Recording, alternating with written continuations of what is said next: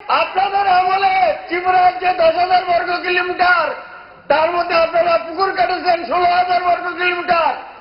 আপনারা ভেবেছেন আপনারা যেমন চুরি করেছেন তেমনি বর্তমান সরকারও করে। আপনি যে তথ্য এখানে পরিবেশন করেছেন সম্পূর্ণ মিথ্যা এবং ভিত্তিহীন।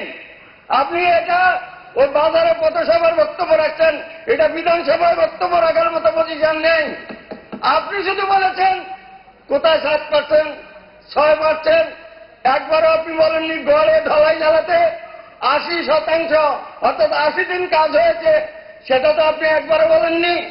সেখানে আমাদের রাজ্যের সামুনু ব্লকে 109.35 দিন কাজ হয়েছে, সেটার কথা তো আপনি বলেননি।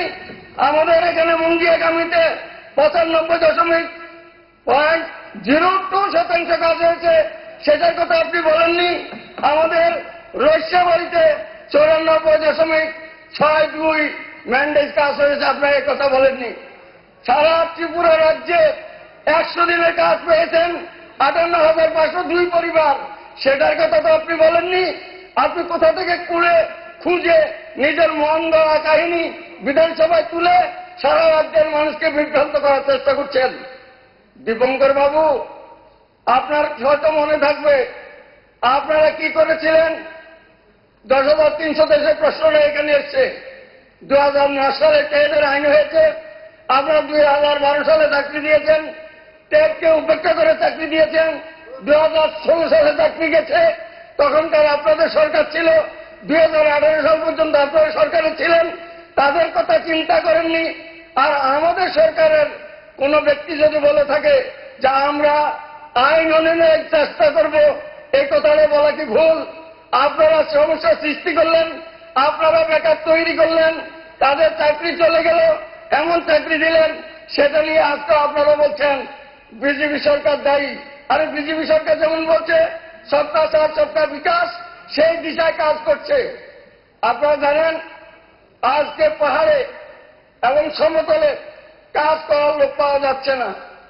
আমাদের করোনার পর থেকে মাননীয় প্রধানমন্ত্রী অন্ন যোজনার মাধ্যমে প্রত্যেকটা পরিবারকে 5 কেজি করে চাল দিচ্ছেন।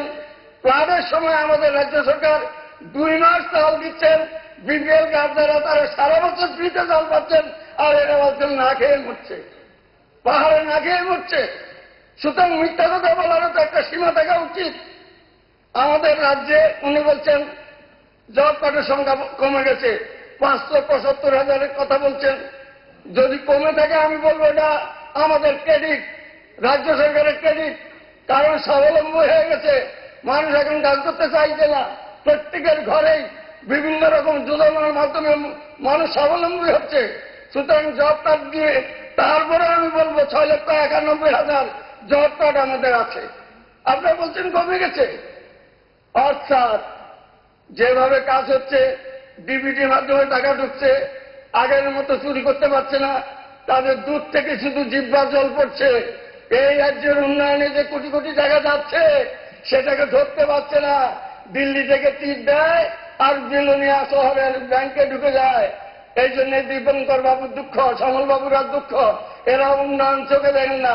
এরা যেমন রাজ্যের উন্নয়ন চোখে দেখেন না, তেমনি মানুষের যে স্বাবলম্বী হচ্ছে সেটাও তারা দেখতে পাচ্ছেন না। সুতরাং তিনি যে কথাগুলি এখানে বলছেন, আমি সর্বভাবে এটার বিরোধিতা করে যেটা সংশোধনের প্রস্তাব এনেছি। তিনি বলেননি যে আমাদের এই যে দপ্তরে কাজ হচ্ছে কোথায় কাজটা কিভাবে হবে, এটা কোনো সুনির্দিষ্ট প্রস্তাব উনি রাখেননি। আপনি বলেছেন যে রেগার কাজ দিতে হবে। কার কাছে বলেছেন? বিধানসভা অনুরোধ করছে। কাকে অনুরোধ করছে? কি রাজ্য সরকার না কেন্দ্রীয় সরকার না ওনাদের নিজস্ব কোন সরকার আছে তাদের কাছে? একটা সুনির্দিষ্ট প্রস্তাবে তো একটা থাকবে, দিক নির্দেশ থাকবে। কাকে বলেছেন ওনারা? এবার আমাদের বিভিন্ন দপ্তরে কাজ হচ্ছে, বিভিন্ন জায়গায় বিভিন্ন সেগমেন্টে কাজ হচ্ছে। রেগার মজুরির জন্য বলছেন 340 টাকা দিতে হবে। রেগা মজুরি আমাদের সরকার আসার পর 871 টাকা থেকে শুরু করে 242 টাকা পর্যন্ত এসছে, পর্যায়ক্রমে বাড়ছে, আগামী দিনেও বাড়বে। সুতরাং এটা তো ইচ্ছা করলে রাজ্য সরকার এবং কেন্দ্রীয় সরকার মিলে করতে হয়। একটা নিয়ম কথা বললেই তো বলা যায় না, করা যায় না। আপনারা বলছেন উত্তর উত্তর বৃদ্ধি পাচ্ছে এবং বৃদ্ধি পাবে। ভারতীয় জনতা পার্টির দ্বারা পরিচালিত সরকার যে সবকা সাথ সবকা বিকাশের কথা বলছেন, আপনারা হিসাব করে দেখুন, ঘরের কথা চিন্তা করে দেখুন, শৌচালয়ের কথা চিন্তা করে দেখুন, উজ্জ্বলা যোজনার কথা চিন্তা করে দেখুন, সমস্ত কাজ মিলে মানুষের অর্থনৈতিকভাবে স্বাবলম্বী হচ্ছে। এমন কোনো ঘটনা নেই, এমন কোনো গ্রাম নেই। আমার কাকরাবন বিধানসভার মধ্যে 5টা বিসি 11টা বুথ আছে। আমরা সেই পরিবারের কাছে গেছি, প্রত্যেকটা পরিবারের কাছেই বলছে না এখন আর আগের মতো আমাদের অভাব নেই, কোনো না কোনো যোজনার মধ্যে আমরা আছি। সুতরাং ওনারা দেখছেন জনজাতি অঞ্চলে কাজ নেই, সেখানে ওনারা কাজ পাচ্ছেন না। সুতরাং আমি বলবো আপনারা বিধানসভায় মাধ্যমে মানুষকে ত্রিপুরাজ্যে মানুষকে বোকা বানাবার চেষ্টা করবেন না। দুর্বিষহ তার দূরের কথা, আমরা দেখছি এখন ঘর তৈরি হচ্ছে, বিভিন্ন জায়গায় রাস্তার কাজ হচ্ছে, সমস্ত কাজের মধ্যে শ্রমিকের সমস্যা। ওনারা বলছেন বেকার, কাজ পাচ্ছে না, মানুষ না খেয়ে মরছে, সন্তান বিক্রি করছে। তাহলে এত রাজ্যের পত্র পত্রিকা, তাহলে আমাদের স্বরাষ্ট্র দপ্তর, আমাদের আইবি, সারা রাজ্যের মানুষ যদি এত বিপদেই থাকে তো কোথাও আন্দোলন করতে পারছেন না। আমরা দেখেছি কৃষক সভার নাম করে আপনারা চেষ্টা করছেন আন্দোলন করার জন্য, প্লারে নাকি পক্ষপাতিত্ব হচ্ছে, লোক আপনারা আনতে পারেননি, ব্লকে গেছেন শুধু আপনাদের সভাপতি বা সেক্রেটারি, ওই লোক তো আপনাদের সাথে যায়নি। বাবার সভা করতে সাহস করেন না, জনসভা করতে সাহস করেন না, একজন গিয়ে একটা ডেপুটেশন দিয়ে মিথ্যা কথা বলার চেষ্টা করছেন।